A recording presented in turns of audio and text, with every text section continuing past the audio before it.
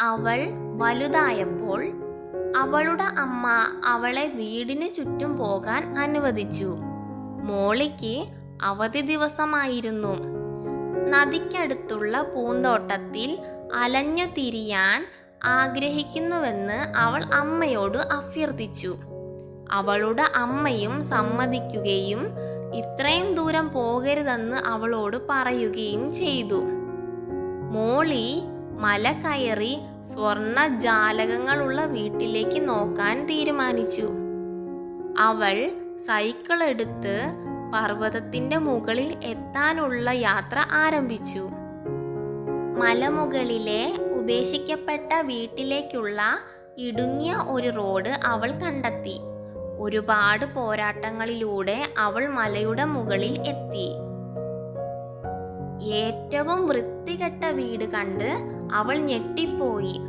വാസ്തവത്തിൽ ഇരുണ്ട ജനാലകളുള്ള തകർന്ന കോട്ട. അവളുടെ വീട്ടിൽ നിന്ന് അവൾ കണ്ടിരുന്നത് പർവ്വതത്തിൽ ഉണ്ടായിരുന്നില്ല.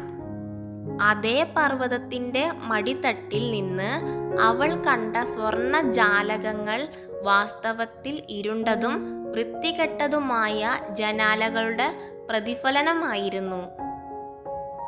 അവൾ വളരെ അസ്വസ്ഥയായിരുന്നു. വാക്കുകൾ നഷ്ടപ്പെട്ടതിനാൽ കുറച്ചു നേരം നിശബ്ദയായിരുന്നു. അവളുടെ ആഗ്രഹം അപ്രതീക്ഷിതമായി. പെട്ടെന്ന് അവൾ അവളുടെ വീട്ടിലേക്ക് നോക്കി. അവളുടെ ഉള്ളിലെ ഒരു ജാലകം സ്വർണം പോലെ തിളങ്ങുന്നുണ്ടായിരുന്നു. വെള്ളത്തിൽ പ്രതിഫലിക്കുന്ന സൂര്യരശ്മികൾ ജാലകത്തെ പ്രകാശിപ്പിക്കുന്നുവെന്ന് അവൾ മനസ്സിലാക്കി. അവളുടെ സ്വപ്ന ഭവനത്തിൽ മനോഹരമായ സ്വർണ്ണ ജാലകങ്ങളുള്ള വീട്ടിൽ അവൾ താമസിച്ചു എന്നതാണ് സത്യം. അവൾ അത് വളരെ വൈകിയാണ് മനസ്സിലാക്കിയത്. വർഷങ്ങളോളം അവൾ സ്വപ്നം കണ്ടിരുന്നതെല്ലാം അപ്രത്യക്ഷമായി.